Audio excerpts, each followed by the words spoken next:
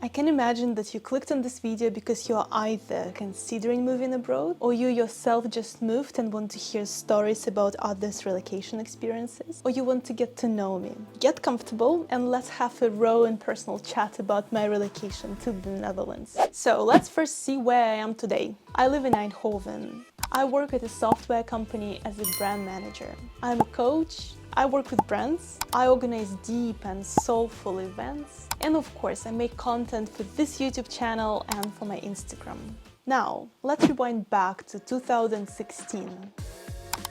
I was in Russia, just finished my semester abroad in Germany and really wanted to come back to Germany. But the university in Amsterdam offered me a scholarship and that was a decision point. To be honest with you, there was not much consideration besides the financial aspect of it because the move for an average non-EU person is already very tough. So if I can get a university to financially support me, I'm gonna take it. So I moved to Amsterdam when I was 21, 22, and I thought, let's see. And I think this is the best approach in your 20s. Because 20s are to explore, say yes to a lot of things, take risks. So I'm really happy I did it. For me, the most painful part of it was to leave my family. At that time, I was very close with my mom. But my mom is a very wise woman. At that time, she told me, go.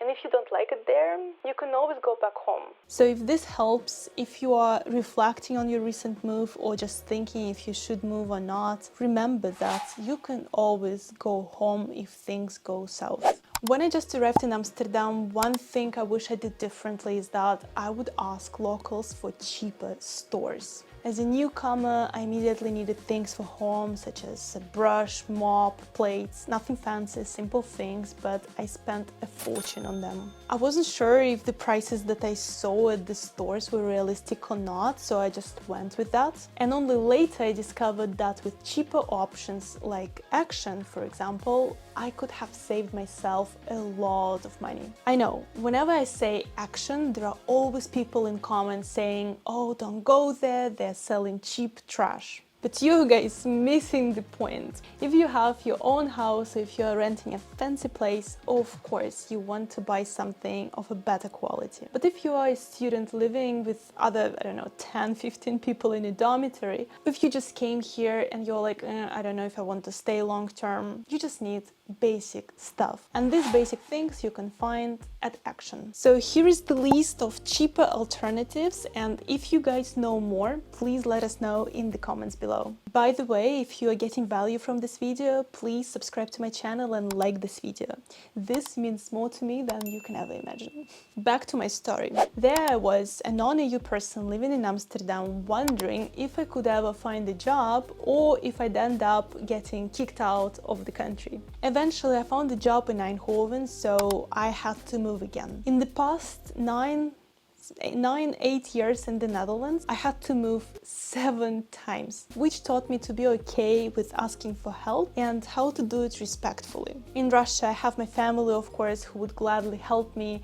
In the Netherlands, it's not the case. So whenever I need help, I try to make my ask as explicit as possible. So I think carefully what I need from a person in terms of time commitment and workload. I still sometimes feel weird about asking for help because I don't want to feel like a burden, but I try to think about it this way. I made my ask as clear as possible so another person knows what they're signing up for. And if they don't want to help, they can always say no. We often talk about thought-provoking topics that go a bit deeper on my Instagram. I'm very active there and shed light on topics such as loneliness abroad, how to ask for help, how to become friends with the Dutch, learning the Dutch language, and many more.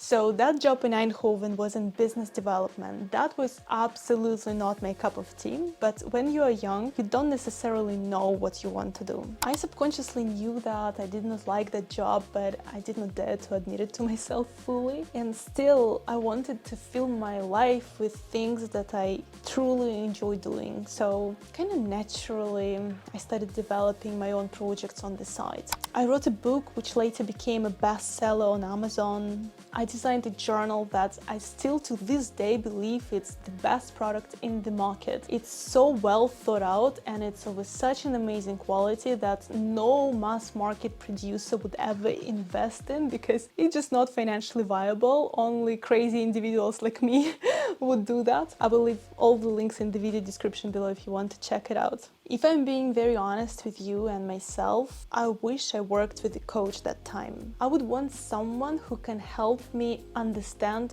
what possibilities exist, gain exposure to various fields through someone else's experience, and do a deep dive into myself, my interests and passions. A few sessions with a good coach could have saved me so much disappointment and could have helped me carve out a plan and a direction for myself much sooner. At some point, that business development job got so draining that I could no longer ignore it, so I chose to pivot into marketing. This choice was not random at all because while managing my own business, I discovered that I not only enjoyed marketing, but I was also very good at it. So I went ahead with it. It took me a couple of tries to find a job because the job market in the Netherlands is tough. If you're now or did in the past face rejections, it's all normal.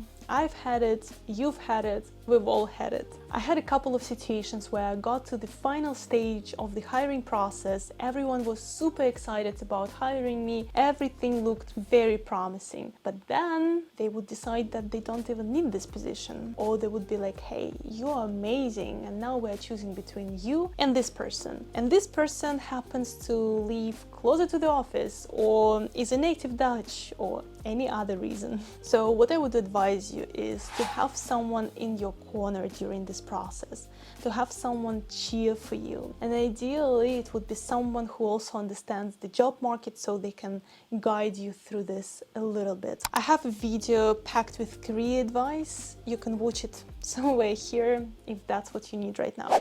When I moved to the Netherlands, I moved as a student, so it was very easy to meet people. But when I moved to Eindhoven for a job, I wish I spent more time building my social circle. At that time, I still had a lot of friends from Russia, so I spent hours on the phone with them. But it's so important to have people in your location too. When I developed a close circle of friends in the Netherlands, it made me feel safe and integrated. It made me feel like I have something to hold on to. If I need help or support or just something simple as, hey, let's go for a walk or let's do something together, I have real people I can rely on. By the way, I don't mean to break connection with your homeland friends purely on this basis. Sometimes it does happen that once we move to another country, we sort of like grow apart with the people who stay there. But I do think that we should have more than just these virtual people in our lives. One way to meet like-minded people is through activities. I organize cacao ceremonies, so if my vibe resonates with you,